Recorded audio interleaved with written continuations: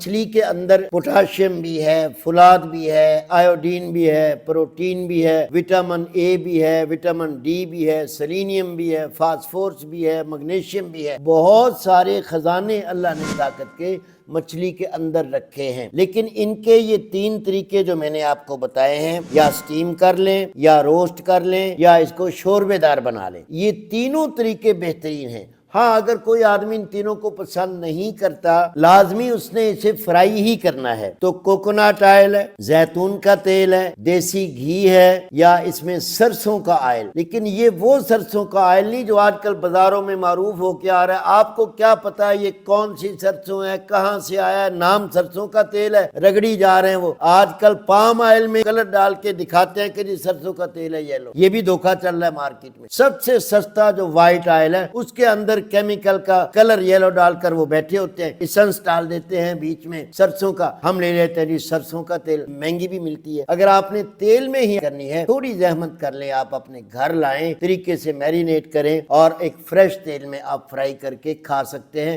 لیکن اکثر نہ کھائیں۔ یہ فائدہ مند نہیں ہوتی، چسکے والی ہوتی ہے۔ اگر آپ نے فائدہ مند لینی ہے تو وہی کھائیں جن کا میں ذکر کر چکا ہوں۔ مطب ابن طبیب پر free online checkup کیا جاتا ہے۔ ابھی ہمارے واٹس ایپ نمبر پر رابطہ کریں اور گھر بیٹھے اپنا مزاج معلوم کریں۔ اپنے مزاج کے مطابق غذائی چارٹ یا دوا کا کورس منگوائیں۔ آئیں فطری اور قدرتی طریقہ علاج کی طرف، مطب ابن طبیب کے ساتھ۔